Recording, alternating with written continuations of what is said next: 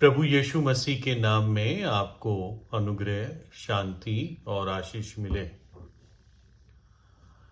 किसानी के फील्ड में एक ऐसा पौधा जो ऊंट कटारों की फैमिली से आता है, तो किसानों को इस पौधे के साथ, जो ऊंट कटार ही है, उसके साथ डील करना पड़ता है। और इस ऊंट कटार का नाम होता है कनाडा थिसल, जो इसका इंग्लिश नाम है। और ये ऐसा एक पौधा होता है, ज़रूर, क्योंकि ये ऊंट कटारों के परिवार से आता है तो कांटे ज़रूर होंगे इसमें। लेकिन सबसे बड़ी बात जिसके लिए ये मशहूर है या बदनाम है, इसकी जड़ें बहुत फैल जाती है। यानी इतनी जड़ें फैल जाती है कि इसके आसपास और अनाज या अच्छे पौधे आप अगर बोते हो तो उनका नुकसान हो जाता है। ये सबके ऊपर कंपटीशन करके नुकसान कर देता है। ये कनाडा थिसल ऐसा एक ऊंट कटार है।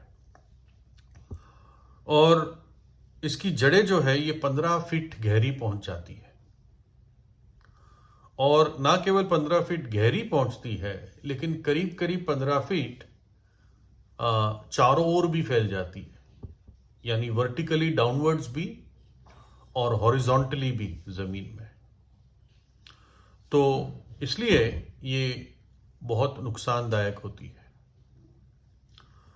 और सिर्फ अगर 1 स्क्वायर मील में, यानी 1 मील बाय 1 मील का प्लॉट ले ले, काफी बड़ा प्लॉट माना जाता है 1 मील बाय 1 मील, और अगर इसमें ऐसे सिर्फ 20 कनाडा थिसल के पौधे हो या ऊंट कटार हो, तो वहां पर जो जौ की उपज होती है उस 1 स्क्वायर मील के खेत में, वो उस जौ की उपज को 1/3 कर देता है। और एक उपज होती है जिसको अल्फाल्फा कहते हैं, अल्फाल्फा। और ये वो कुछ घास जैसी चीज होती है, एक ऐसा पौधा होता है जो डंगर खाते हैं, गाय बैल भैंस ये खाते हैं। तो अल्फाल्फा की उपज को भी ये आधा कर देता है। और दूसरी परेशानी ये है कि जहां पर भी ये कनाडा थिसल उगता है, वहां पर प्राणी आकर उस अल्फा अल्फा को या घास को खाते नहीं है। तो कहने का मतलब है कि ना चाहते हुए ये कनाडा थिसल अलग अलग जगह, जिस भी देश में या क्षेत्र में आता है, वो आ जाता है और अच्छे पौधों को खराब करता है, जमीन को खराब करता है और नुकसान ही करता है। और उसको निकालना बहुत मुश्किल है। ये समझ लीजिए कि नामुमकिन के बराबर ही है, बिना अच्छे अनाज को नुकसान पहुंचाए। प्रभु यीशु मसीह ने इसी प्रकार से एक दृष्टांत बताया था। और उसमें बताया था कि एक बीज बोने वाला बीज बोता है, और अलग अलग भूमियों पर उसका बीज पड़ता है। सड़क के किनारे पड़ता है, पथरीली जमीन पर पड़ता है, और कुछ कांटों के वातावरण में पड़ जाता है, और कुछ अच्छी भूमि पर पड़ता है। जो कांटे वाले, यानी जो कांटों के, जिस भूमि में कांटे थे जहां पर बीज वहां पड़ा, उस बीज के अनुभव के बारे में यहां पर मैं जिक्र कर रहा हूं। लूका 8:14, जो झाड़ियों में गिरा सो वे है जो सुनते हैं, पर होते होते चिंता और धन और जीवन के सुख विलास में फंस जाते हैं और उनका फल नहीं पकता।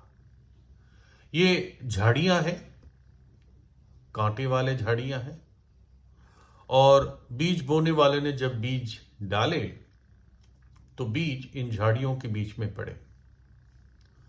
बीज उगने लगा जब उसको पानी और सूरज मिला, और जब पौधा बड़ा हुआ तो झाड़ियों ने और उन कांटों ने उसकी ग्रोथ को, उसकी बढ़ोतरी को रोक दिया।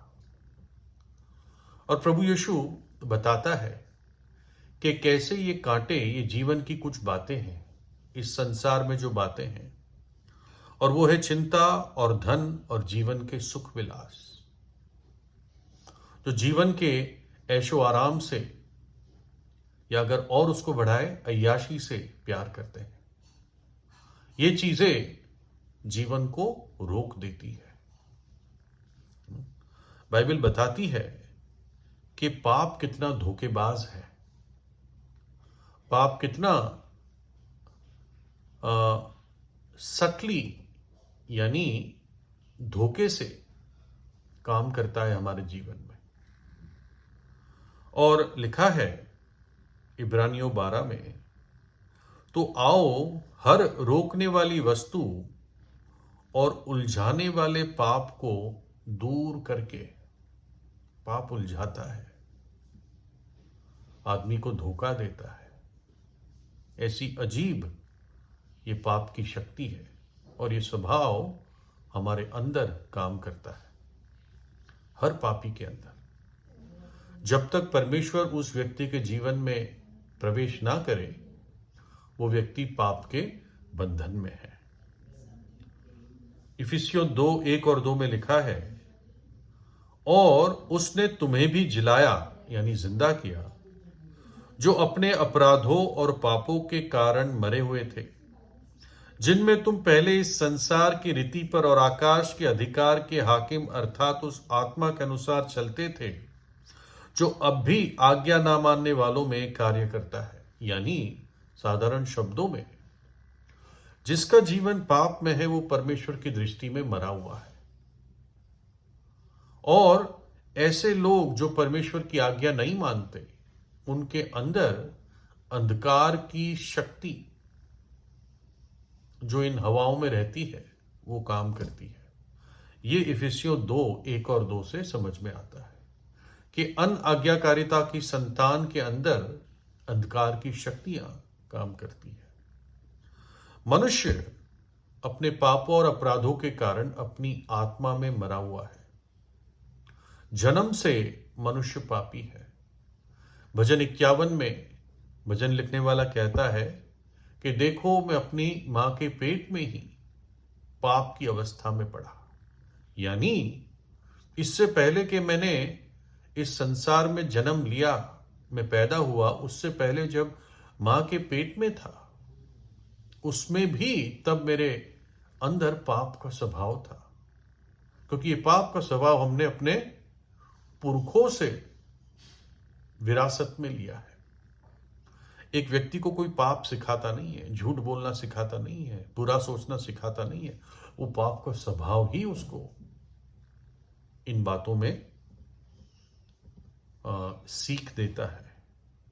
लेकिन परमेश्वर मनुष्य को इस स्थिति में रहने देना नहीं चाहता।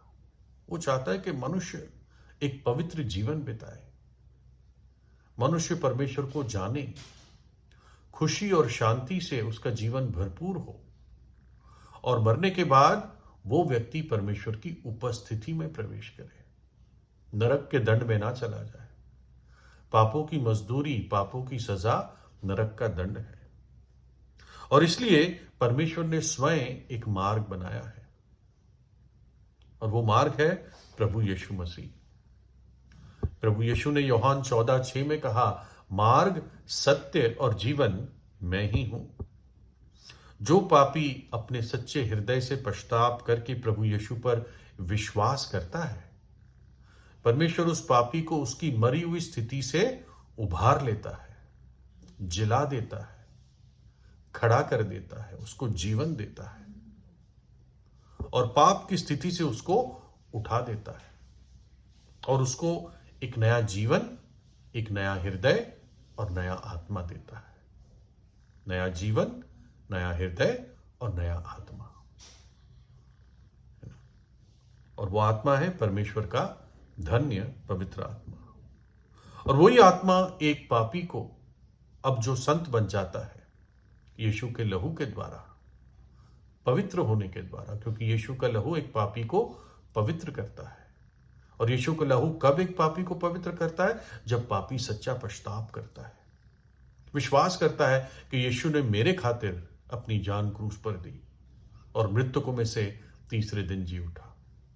तो ऐसे व्यक्ति को परमेश्वर का आत्मा परमेश्वर के नियमों में चलने की सामर्थ्य देता है। उसको ऐसा एक नया हृदय देता है जो परमेश्वर से प्रेम करता है, जो परमेश्वर की बातों से लगाव रखता है, जो पवित्रता के पीछे जाता है। एक लड़की को पूछा गया कि तूने प्रभु यीशु पर विश्वास किया है, तो तेरे पिछले जीवन में और अब के जीवन में क्या अंतर है? तो वो लड़की बोली, जब मैं प्रभु यीशु को नहीं जानती थी तो मैं खुद पाप के पीछे भागती थी, लेकिन अब जब मैं प्रभु यीशु को जानती हूं तो मैं पाप से दूर भागती हूं। यह होता है नया जीवन। पाप की सामर्थ और बंधन या बंधुआई बहुत ताकतवर है। कोई व्यक्ति अपने आप को उससे छुड़ा नहीं सकता। केवल जब प्रभु यीशु उस व्यक्ति के जीवन में प्रवेश करता है। कब प्रवेश करता है? जब आप कहेंगे, प्रभु यीशु मेरे हृदय और मेरे जीवन में आ। केवल जब प्रभु यीशु ऐसे व्यक्ति के जीवन में प्रवेश करता है तो वो पाप की बेड़ियों को भंग करता है और वो व्यक्ति आजाद होता है, स्वतंत्र होता है। तुम सत्य को जानोगे और सत्य तुम्हें आजाद करेगा। तो परमेश्वर करे कि ये कनाडा थिसल, ये ऊंट कटारे, ये कांटे आपके जीवन को बर्बाद ना कर दे, लेकिन आप सच्चे हृदय से पश्चाताप करके प्रभु यीशु पर विश्वास करें और उद्धार पाए। प्रभु यीशु आपको आशीष दे।